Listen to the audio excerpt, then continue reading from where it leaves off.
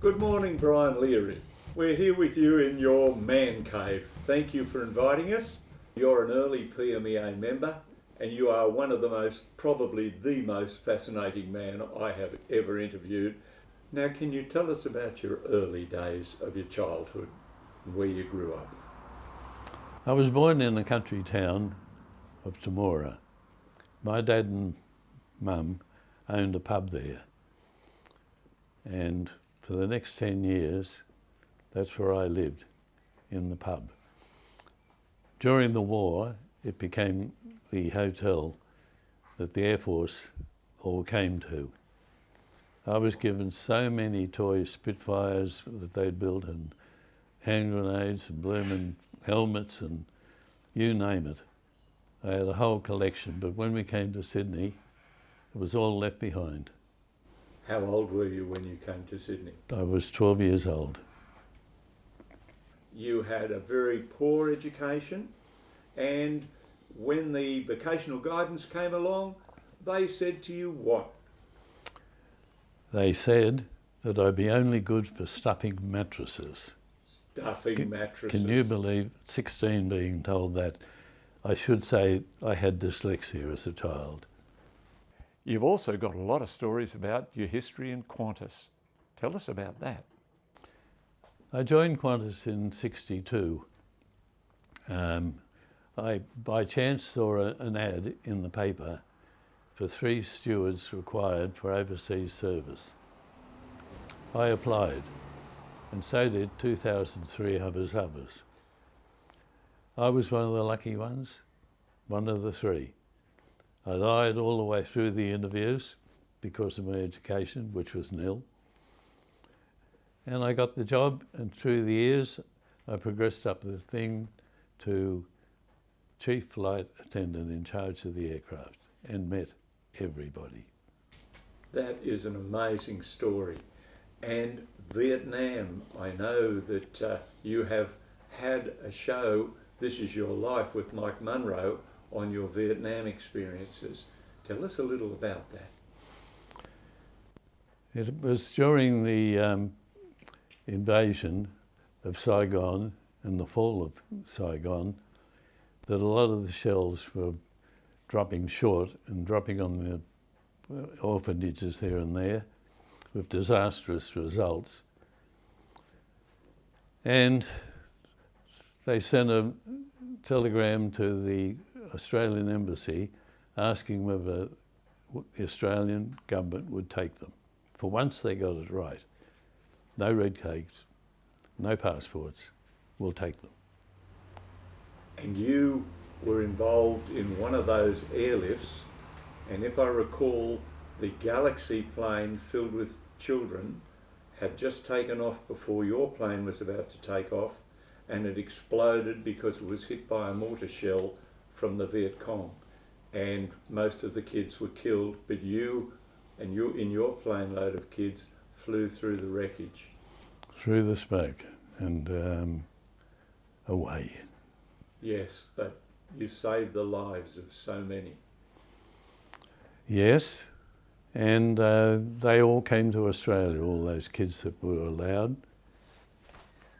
Incredible, incredible Lots story. of the kids couldn't come because they were seriously injured, but the doctor was going around saying, he can go, he can't, he can, he can. And there was a row of shoe boxes with 1-day-old babies in it. They all came. During the 60s, migrant traffic to the Lucky Country is a huge boost to business. Qantas is also busy flying more than 25,000 troops in and out of Saigon during the Vietnam War. Then there's Operation Baby Lift, involving the transfer of 300 war orphans to Australia.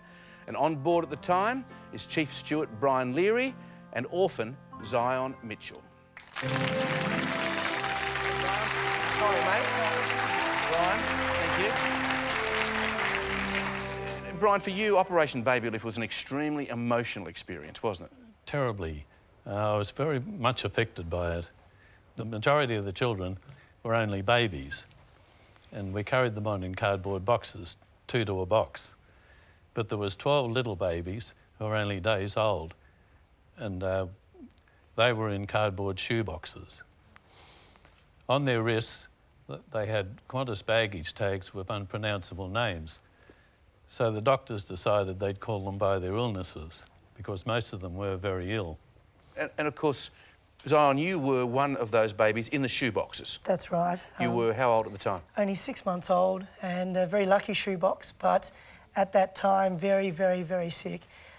Brian here and the Qantas crew had the responsibility to keep us alive for 9 hours. Really? Was that, you were that sick? That's right. With what? My goodness, with scabies, eczema, malnourishment, so had very, very, very, very sick. Yeah. And of course, Brian, the plane was lucky to get out too, wasn't it? It was extremely. The Americans had 2 charter flights as well, and the first one went down with disastrous results. About 2/3 of the people were lost. This was the plane taking off before you were due to take off? Before. And Shot down? Well, it's debatable whether it was shot down or it was a hydraulic problem. And there were 215 babies on board your flight? 215. And it's wonderful that you two have maintained some sort of a relationship. This is the actual uniform I wore that day. Is it? Is it? And you still fit into it, Brian. That's pretty good. That's pretty good. If it wasn't for Brian and the crew, I'm sure that we would have perished for sure. Yeah, so very, very fortunate. And you brought us safe to our parents we have today. So families, pretty much. Lovely. Well spoken. Thanks, Zion. Yeah. Thanks very much, Ty. Thank you, Brian. You have some interesting stories to tell us about famous people that you have met. What are those stories? Over 30 years, I met everybody, anybody who's somebody. During that time, I sang to the Pope in the Basilica in Rome, and I've shaken hands with him. I've shaken hands with a saint. I knew 4 prime ministers by first name. I met all the Beatles and all those people. Hundreds and hundreds of other people, actors and tennis players, where I could sit and talk to them, which I did. Tell us about meeting a king.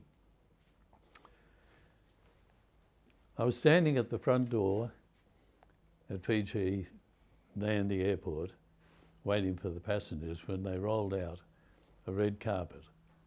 And I thought, hello, I've got somebody important coming, and they haven't bothered to tell me who.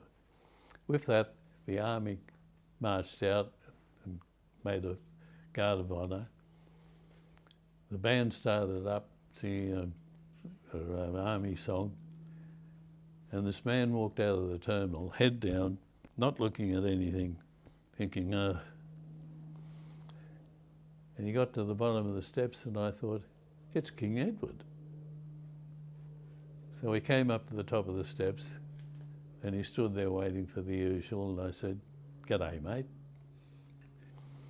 He looked at me with round eyes and looked me up and down, and then said, "A human being."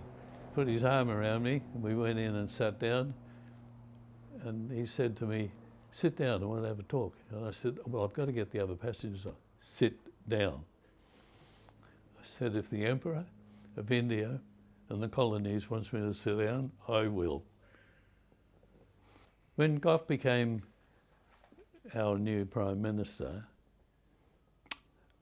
I was selected to go by Qantas across and be his valet, which I did. And we toured all over Europe and down through Asia, and I, of course, was with Margaret was with him. And all the places that we went, we became friends. And at all the places we went, when we were invited to a royal do, I went as well. There was one instance when we got to Greece, we were in Athens, and we went to the palace, and the president there invited us, and we had the dinner, which was laid out just like you imagine, all the silverware. After it was finished, they put on some Greek music and then some classical music. And I invited Margaret to have a dance with me, which we did. It was at that very particular point that they let the media in, clicking cameras in all directions. I didn't think much about it actually at the time. Next morning, when I opened the door of my hotel room and looked down, there was the newspaper with a picture of me and Margaret on the front with "Welcome to Athens, Mr. Prime Minister." Gough Whitlam thought it was the funniest thing he'd ever seen, and every time he looked at me, he used to burst out laughing. Tell me about the Beatles. The Beatles, when they came to Australia, they flew down to New Zealand as well. And I knew I was going to be on that aeroplane. So my wife had a wig. So I put it on and opened the front door. And they thought, the mob outside thought it was one of the Beatles. They were really nice people, you know, young and happy. I had Frank Sinatra on, who everybody used to say was Cranky Frankie. I found him a really, really nice man. It was with Sammy Davis Jr. and Lisa Minnelli and his wife Nancy. They had a funny little trick that they used to do. Frank pulled me up very soon in the flight and he said, "We don't ring the bell." He said, "If I put my hand up like that, we want a drink." "That's fine, Frank." So he asked me what kind of whiskey we had, and I said Glenrivic, and he said, "Oh, that'll do." So up went the hand.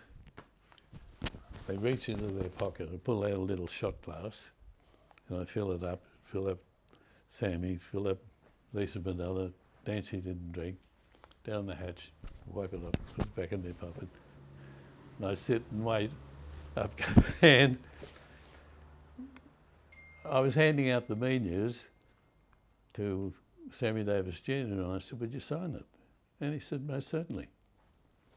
He did, and so did Lisa Minnelli. And I walked away because I know Frank does not do interviews. He does not do autographs. And he turned around and he said, "Hey, what about me? I've got Frank Sinatra's signature." Gina Lolan Bridgeter, I had her on board.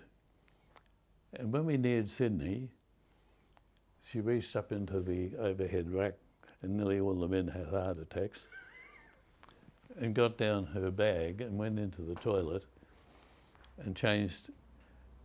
And I was doing the bar bill, and I heard "tss."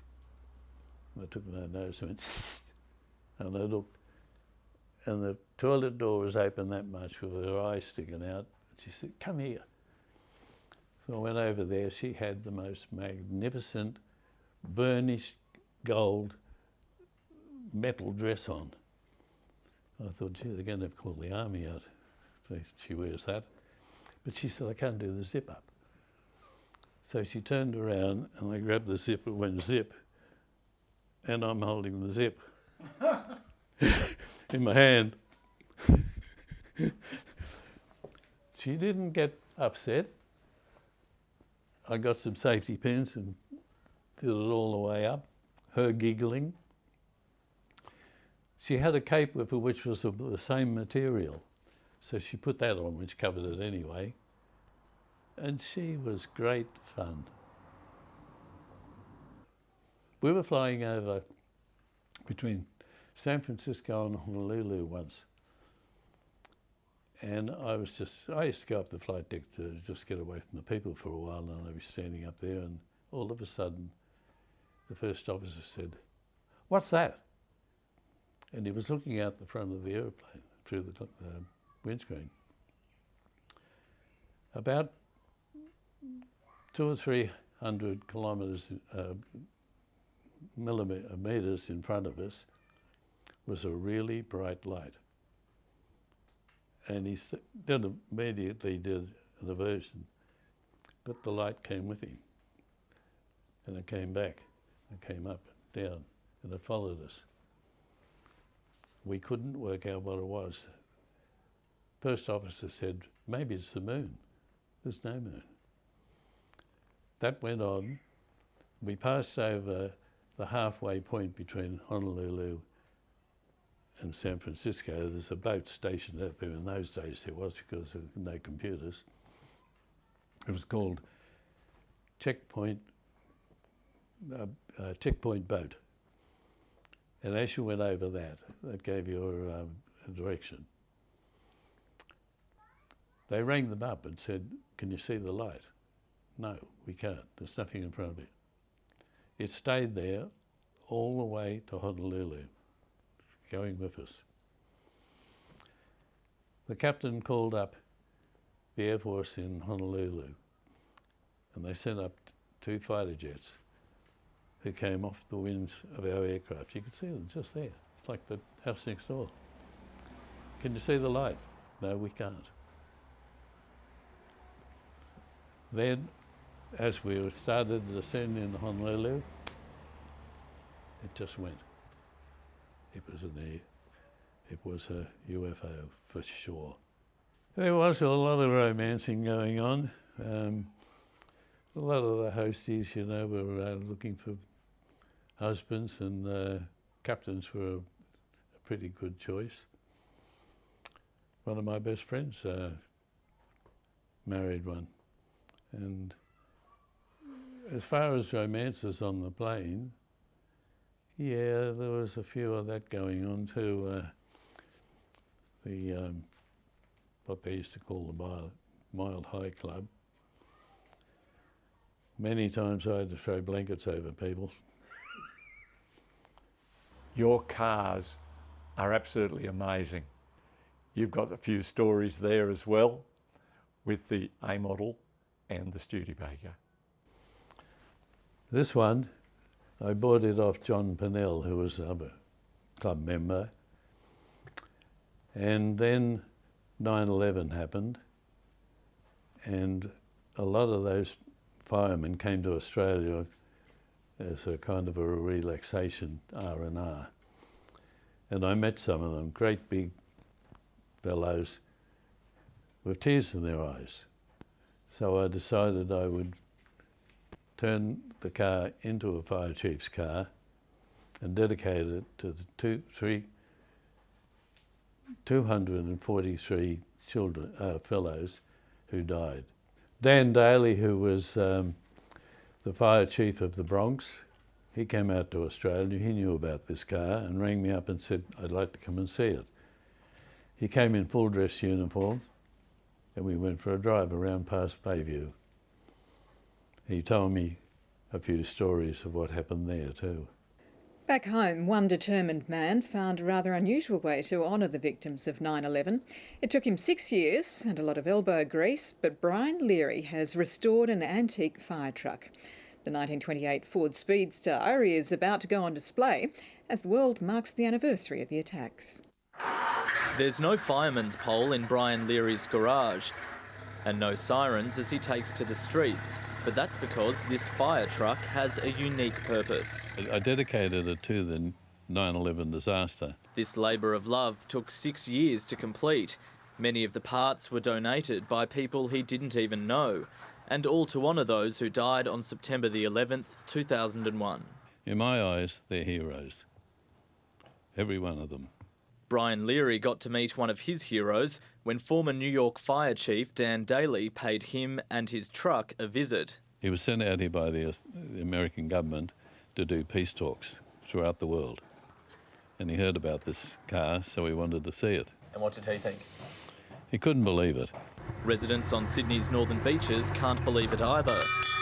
Brian Leary says the 1928 Ford Speedster still turns plenty of heads, and he's expecting a similar response from punters at an upcoming car show. Well, if it gets the same attention as I get on the road, it'll be pretty good. But he says it's the attention given to the 9/11 victims that matters most. We've got to try and get a little bit of peace in the world. I mean, that was something that should never have happened. What did they achieve? A fitting message in these turbulent times. David Lewis, ABC News, Sydney.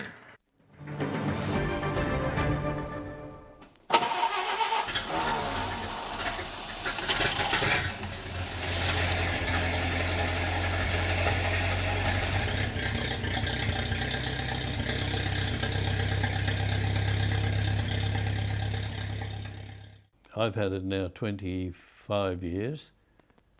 I did put another gearbox in it because it was jumping out of top gear, but that was only because of a spring, and I happened to find a new one up at Newport, still in the greaseproof wrapping. I couldn't believe it, for $200. Yeah. Other than Skylight Productions. Can you believe they had this on their head? Hang on. The best conductor of electricity and heat, and Yeah. they got it on their head. Yeah, And they've got to polish it. yeah. It took me years to find all these bits, that branches, which you could just call nozzles, they came because a fella cut a tree down here for me, and he had them and he was going to use them as legs for a coffee table. But he gave them to me. When I shined them up, I found Wentworth Hotel written on the inside. The Wentworth Hotel got burnt down, you might remember. There's a tool on the other side of the car. I was driving down Darley Street one day, and there was a tall piece of furniture. And on top of it, because I was sitting so high in the car, was this tool, and I thought, wow. So I pulled up and brought it home and shined it up. Written on the, or engraved on it is San Francisco Fire Department.